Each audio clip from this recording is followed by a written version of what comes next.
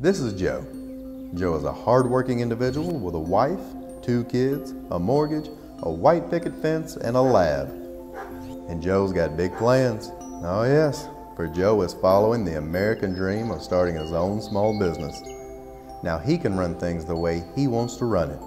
No more reports, no more spreadsheets, no more time cards, and no more bosses. Yep, Joe's future is looking pretty bright and he can't wait to get started. Hello, my name is Charles Alexander, Director of the Small Business Development Center at Volunteer State Community College.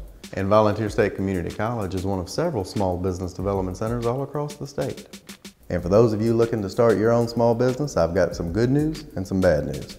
The good news is starting your own small business can be a life-changing experience. The bad news? Starting a small business can be a life-changing experience. In fact, the U.S. Small Business Administration estimates that at least 50% of small businesses don't make it in their first 5 years. They say this is due to a lack of capital, a lack of experience, and a lack of planning. We've always heard, do what you love and you'll never work a day in your life. Well, unless you love reading financial management statements, bookkeeping, management, marketing, you're going to be doing some things that you don't love. Also, Joe really needs to take into consideration the amount of hours it takes to run a small business successfully.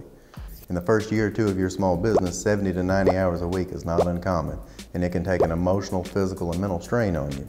Now, I don't want to discourage Joe, but I want him to know that there's a lot of thought and research that needs to go into this before he starts his own small business. And that gets us into our next piece, business planning. Business planning is a lot like using a blueprint to build a house. You wouldn't just rush out and start buying lumber and appliances and meet at a central location and start building. You'd need a blueprint with a layout and a budget and milestones.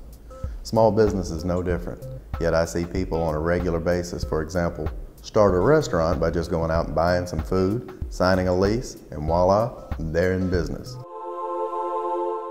Does this mean I need to have 50 pages of charts and graphs? What Joe needs to do is look at writing a business plan, identifying what he needs to do and how he needs to do it, identifying marketing, management, and financial needs. Whoa, whoa, whoa. How much money are we talking that I'm going to need? All right, so now's the tricky part. How's Joe going to finance this small business? He needs to figure this part out before he gets started. First and foremost, he could use his personal savings, and that is the most common way that people start a small business. What about family or friends? If Joe uses this method, I highly recommend that he gets a contract written no matter what. Going to Meemaw's house for Thanksgiving won't be nearly as comfortable if he doesn't. What about credit cards? Credit cards. Never mind. You can use credit cards, just don't use one to start your small business. What about loans from a commercial bank? You can still get a loan from a bank.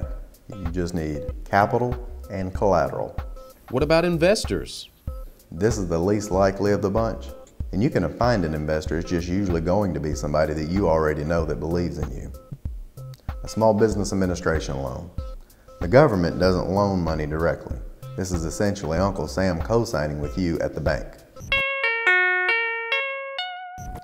Now you'll notice, I didn't say grants. And there are grants that are out there for educational institutions, nonprofits, heck, even teacup museums. But I have never seen someone get a grant to start a small business.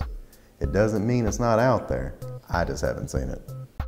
The last thing Joe needs to take a look at is what are the requirements that he has to fulfill in order to start a small business.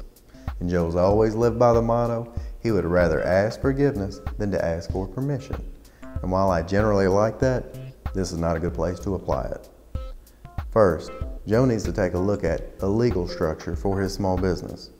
Joe needs to get an attorney because he does not need to sit down and decide between a sole proprietor, a partnership, a limited liability company, an S corporation or a C corporation on his own, and the guy in the cube next to him doesn't need to decide that for him either. The next thing Joe needs to take a look at are his taxes. There could be local, state, and federal taxes that he needs to take into consideration. This is where a good accountant can come in very handy for Joe. And the last few things he needs to take a look at are his licenses. Is he going to need a county and a city license? What are the codes and what are the restrictions that he has to take a look at before he launches? Although small business ownership can be very challenging, it can also be very rewarding. And it can allow somebody like Joe to take his dreams and turn them into a reality. Now, if you want to learn more about small business ownership, go to our website at tsbdc.org, click on training, and find a starting small business workshop that's right for you.